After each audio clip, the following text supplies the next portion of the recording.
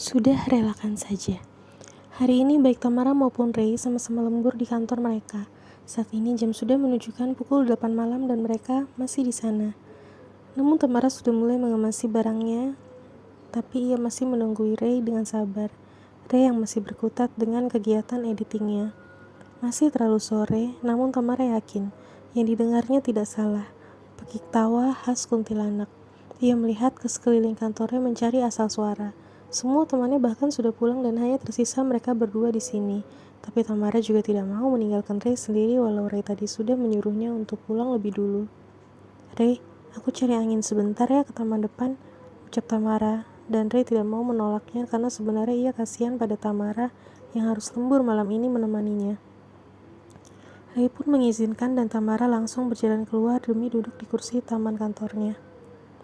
Ia melihat ke sekeliling mencari kira-kira di mana keberadaan suara tawa itu. Ia menemukan sosok itu sedang bergantung pada pohon dengan posisi terbalik. Ya, kepala pada bagian bawah dengan rambut yang terurai hampir menyentuh tanah. Sosok itu masih tertawa dengan lantang. "Ngapain kamu di sini?" tanya Tamara jutek, karena ia merasakan aura makhluk ini mirip dengan sosok suci yang lebih dulu ditemukannya. "Memang aku biasa di sini," jawab sosok itu sambil tertawa lagi. "Iya, tapi kok bisa di sini?" tanya Tamara. "Aku kalau sedih biasanya di pohon ini main ayunan," jawab sosok itu membuat Tamara memutar bola matanya menghadapi sosok konyol ini.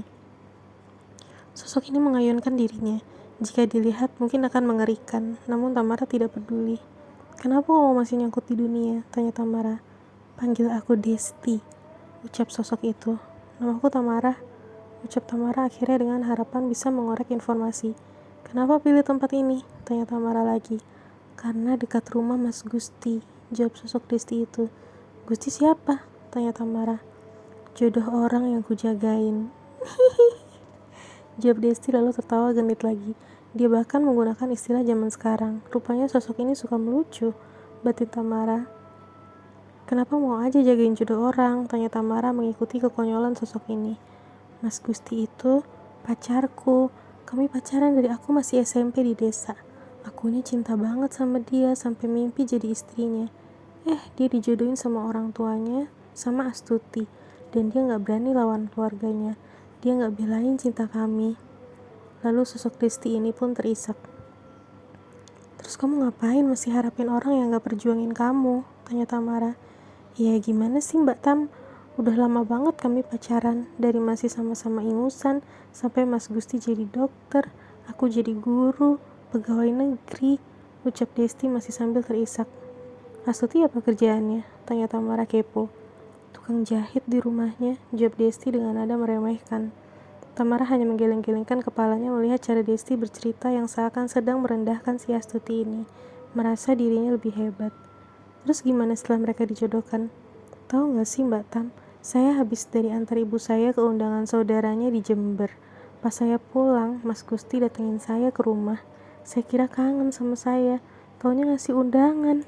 Jelas sosok Desti ini berapi-api seperti sedang curhat dengan sahabat saja. Tamara membulatkan matanya tak habis pikir dengan sosok Gusti yang diceritakan oleh sosok ini. "Maaf, tapi sebelumnya apa Gusti ini memang cinta sama kamu, atau kamunya aja yang ngejar-ngejar?" tanya Tamara tanpa ragu dan seperti biasa cukup kejam.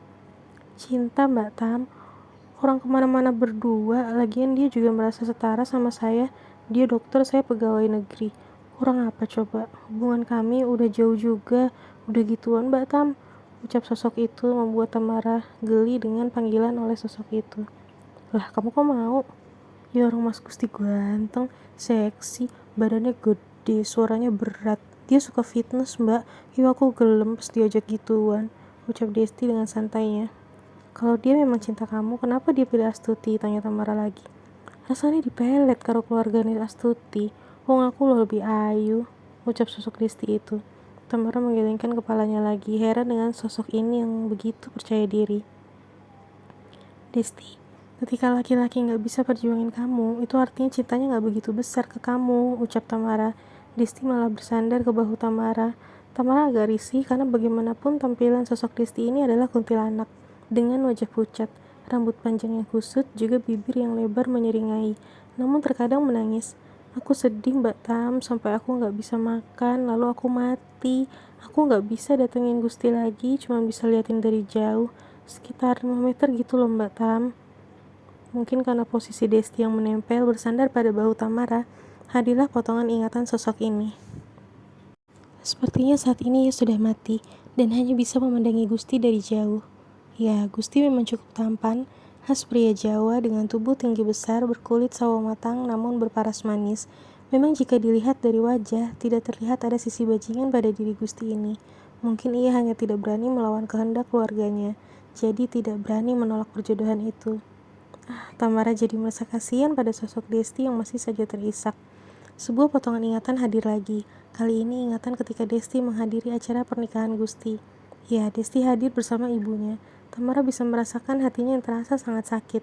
Jika Tamara hitung, memang hubungan mereka sudah berjalan sekian lama, sekitar 10 tahun. Siapa yang tidak sakit hati jika mengalami hal seperti itu? Benar, Gusti tidak terlihat bahagia dalam acara pernikahannya. Ia nampak sesekali tersenyum sungkan pada tamu undangan yang datang. Juga nampak begitu kaku saat diminta foto oleh pihak keluarga. Sedangkan Astuti nampak beberapa kali tersenyum malu-malu. Mungkin ia senang karena mendapatkan Gusti yang gagah itu. Tamara merasakan hatinya masih berdebar saat memandang ketampanan Gusti hari itu. Mungkin itulah yang dirasakan Desti. Ada juga perasaan senang yang terasa ketika melihat ekspresi Gusti yang tampak tidak bahagia pada hari itu. Ya, terlihat jika Gusti tidak menikmati jalannya acara pernikahan itu. Kemudian ingatannya berjalan maju. Ia merasa perutnya sangat sakit. Seperti pada tahap ini, Desti mulai tidak bisa makan karena kesedihan yang menguasainya. Ia tidak bisa menghentikan rasa sedihnya. Ia seringkali izin tidak masuk kerja dan hanya berdiam diri di rumah meratapi nasibnya.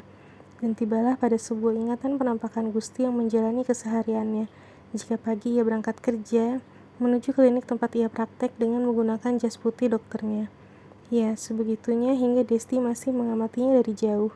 Ada rasa hangat yang Desti rasakan ketika ia melihat Gusti baik-baik saja. Gusti yang sekarang pun selalu melaksanakan ibadah sholat di masjid dekat rumahnya. Pemandangan ini membuat Desti sangat merindukannya. Gusti terlihat sebagai pria yang begitu baik di mata. Ia senang melihat Gusti yang terlihat bertambah matang dalam usianya yang semakin dewasa. Kemudian keadaan desa menjadi cukup ramai dengan berita bahwa Astuti telah hamil. Disinilah Desti semakin depresi, tidak mau melakukan apapun terutama makan dan minum. Hingga akhirnya ia meninggal dalam keadaan kelaparan dan malnutrisi. Sungguh mengenaskan. Tamara mendapat penglihatan hari di mana Desti masih disemayamkan di rumahnya. Nampak Gusti juga hadir dan ikut serta dalam acara pengajian di rumah orang tua Desti. Namun Astuti tidak hadir. Ia malah merajuk ketika mendapati suaminya masih pergi ke rumah mantan kekasihnya itu. Namun, ketika ia sudah menjadi sosok yang sekarang, ia masih suka mengamati Gusti dari kejauhan. Kadang menyimpan rasa sakit hatinya ketika melihat Gusti yang begitu perhatian pada istrinya dan perhatian pada kehamilannya. Hingga akhirnya anak Gusti pun lahir. Dan hingga ingatan terakhirnya yang ada pada penglihatan Tamara, Desti merasakan sakit yang begitu menyakitinya kala ia mengamati Gusti yang sedang bermain dengan anaknya. Setiap pagi sebelum berangkat kerja, ia mengajak anaknya berkeliling dengan motornya, baru kemudian berpamitan pada anak dan istrinya untuk berangkat kerja. Anaknya bisa melihat Desti dan selalu menangis jika melihatnya. Namun Desti tidak sadar jika penampakannya menyeramkan. Ia malah tersenyum pada anak itu, berharap terlihat ramah dan menggodanya, namun malah membuat anak itu menangis. Dan tidak ada satu hal pun yang dicurigai keluarga itu. Desti mulai terisak lagi. Ia telah melepaskan diri dari Tamara dan duduk tegak ini. Isaknya terdengar begitu memilukan, sekaligus menyeramkan. Aku sadar aku yang sekarang bukan manusia. Bukan begitu Mbak Tamara? Tanya Desti diikuti dengan anggukan Tamara. Ada rasa geli dengan cara bicara Desti, namun Tamara juga bisa merasakan kesedihan yang Desti rasakan. Lalu kenapa kamu masih ada di sini, Desti? Bukankah sudah jelas bahwa Gusti gak bisa kamu miliki? Relakanlah dia bahagia dengan keluarganya. Mungkin kalian memang tidak berjodoh. Relakanlah ya, ujar Tamara. Kembali sosok Desti ini larut dalam tangisnya. Tamara jadi merasa prihatin. Aku juga bingung bagaimana harus membantumu, ucap Tamara. Mbak, aku cuma minta tolong, temui Mas Gusti dan sampaikan pamitku padanya. Aku belum sempat berpamitan padanya sebelum meninggal. Sampaikan bahwa aku masih mencintainya sampai saat ini. Dia satu-satunya lelaki yang pernah ada di hatiku. Isak Desti begitu lirih.